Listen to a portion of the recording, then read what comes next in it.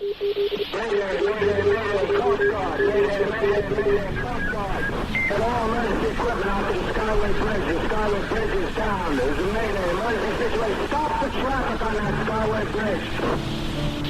All stations, this is United States Coast Guard, St. Petersburg, Florida. The vessel, Some Adventure, 606 foot, has hit the Skyway Bridge. Any vessels in Tampa Bay area, Skyway vicinity, proceed and assist. There are reports of people in the water. This is part of the Coast Guard, St. Petersburg. I'm dropping anchor on bars and we'll be headed for the bridge. When passing over a massive bridge spanning a large body of water, it is natural to feel a little bit uneasy. Peering down over the edge into the dark, it's easy to imagine the unthinkable, a final destination-like scenario of cords severing, support beams snapping, the middle giving away, and hundreds of cars tumbling down into the black water below. For many, this image is little more than a passing thought. But for 35 very unlucky souls in the morning of May 9th, 1980, this nightmare became a reality when a freighter ship collided with the Sunshine Skyway Bridge in Tampa Bay, Florida. Ever since that fateful day, victims in the horrific accident are rumored to haunt the Sunshine Skyway Bridge, eternally chained there by the terror of their last moments on Earth. So if you're driving into the Tampa Bay over the Sunshine Skyway Bridge and feel a little bit unsettled, it could be something beyond just the usual bridge heebie-jeebies. Perhaps the victims of the collapse are near, watching and waiting for the next catastrophe.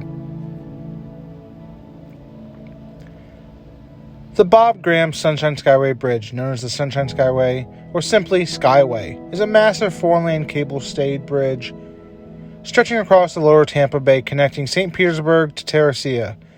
Dark history aside, the bridge is a stunning architectural feat and a point of pride for many Floridians, considered among them a symbol of their great state. The original bridge, which was replaced by the newer structure following the 1980 collapse, was built by the Virginia Bridge Company in September of 1984. The original structure had only 2 lanes and so wasn't up to the interstate highway standards. In 1969, a similar structure was built parallel to it, adding 2 more lanes and bringing it up to the code. It was then that bridge experienced its first bit of bad luck. Or was it an omen of things to come? The southern main pier had cracked due to insufficient depth of supporting pile, delaying the newly improved bridge's opening until 1971. Unbeknownst to drivers passing over the Skyway, disaster was to strike less than 10 years in the future. At approximately 7:30 a.m. on May 9, 1980, Wesley McIntyre drove his pickup truck across the Sunshine Skyway Bridge without warning. The wind began to pick up, causing a nearby freighter ship by the name of MV Some Adventure to collide with the Skyway. The crash sent over 1,200 feet of the bridge plunging into the wind-tossed waters of the Tampa Bay below, taking with it 6 cars, a Greyhound bus, and McIntyre's pickup. Rather than crashing into the water, the truck landed on the port side hull of the freighter, ricocheting off then sank. Several of the drivers on the bridge were able to slam on their brakes before meeting the same fate, including former Major League Baseball player Granny Hamner. Others, unfortunately, were not so lucky. After scrambling to safety, Wesley McIntyre watched in horror as the Greyhound bus and 6 other cars were sucked below the swirling vortex of the water, never to surface again. On board the MV Some Adventure, the crash had been almost inevitable.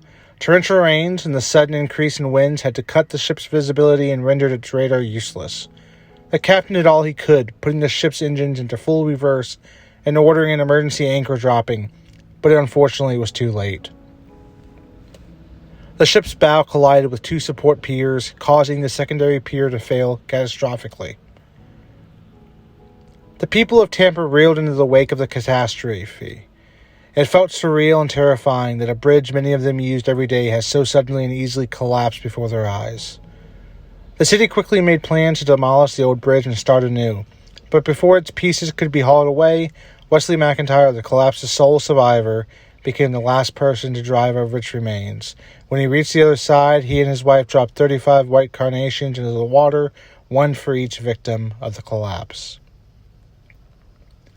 Over the next several years, Florida Governor Bob Graham oversaw production on the bridge's new design. The improved designs featured a main span of 50% wider than its predecessor, complete with large concrete barriers known as dolphins, sturdy enough to protect the bridge's piers from collisions by ships such as the Summit Venture or larger. Construction of the bridge was completed and opened to traffic in 1987, rechristened the Bob Graham Sunshine Skyway Bridge in honor of the Floridian governor. According to Tampa Bay locals and tourists alike, the 35 souls who perished in the crash of 1980 never left. Many drivers passing over the bridge have reported strange, unexplained happenings in the years since the tragedy. One Tampa Bay resident reports an especially spine-tingling encounter on the haunted Skyway Bridge. The man claims that while driving from Teresita into St. Petersburg for work one morning, he noticed something odd emerging from the thick morning fog. He squinted, unsure if what he was seeing was real or imagined. The man even removed his glasses, cleaned them on his shirt, and put them back on again to make sure he wasn't just seeing smudges. But there, sure enough, floating over the waters of Tampa Bay, was a phantom Greyhound bus, badly damaged and dripping water like a leaky faucet. The sight was so strange, the man nearly slammed on his brakes in the middle of the bridge. But what happened next was even stranger. From the opening cavity on the bus's side, where the door must have been, the figure of a woman in dripping wet clothing emerged. The woman smiled and waved to the man with a gloved hand. From the bus's many windows, the man could see dozens of other apparitions, looking equally waterlogged as the waving woman. The man was so distracted by what he saw that he failed to notice his car drifting over into the adjacent lanes, swerving just in time to avoid a head-on collision.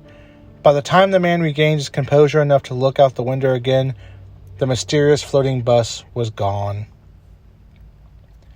A second story involving the crash comes to us from its sole survivor, Wesley McIntyre. According to McIntyre's report, haunting visions of a young girl plagued his dreams for years after the crash. Every night, nearly as soon as he was falling asleep, he dreamed that he was underneath the water of the Tampa Bay. The body of a young girl would then float towards him through the water. When he reached out to her, she opened her mouth to scream, but no sound came out. He would awake with a start, only to see the same girl standing over him in the dark. Her long hair and disheveled clothing dripping water all over the floor. McIntyre would sit straight up in bed, gasping as if he had just broken the surface of a wave. But the room was always empty. The apparition never left a trace, except for a pool of water on the floor beside his bed. Aside from the infamous collapse of 1980, the Sunshine Skyway Bridge is no stranger to tragedy. Since its completion in 1954, over 300 people have committed suicide by jumping the 430 feet from the bridge into the water below. In response to the high number of suicides, the city of Tampa installed 6 crisis hotline phones along the length of the bridge in 1999, along with 24-hour patrols. By 2003, the corresponding call center relocated at the Crisis Center of Tampa Bay received a total of 18 calls from potential jumpers, all whom were reached in time. Despite this improvement, many were not so lucky. Along with phantom buses, a number of spectral suicide victims have been spotted along the edges of the ironically named Sunshine Skyway Bridge. Drivers passing over the bridge have often reported stopping their cars to yell at what they assume are potential jumpers, only for the figure to smile sadly at them before vanishing. Other odd reports surrounding the Sunshine Skyway Bridge include apparitions of waterlogged hitchhikers, strange chairs permeating drivers' cars, and sightings of phantom vehicles floating over the water. May all the victims find peace. May all those who need help. There is help out there.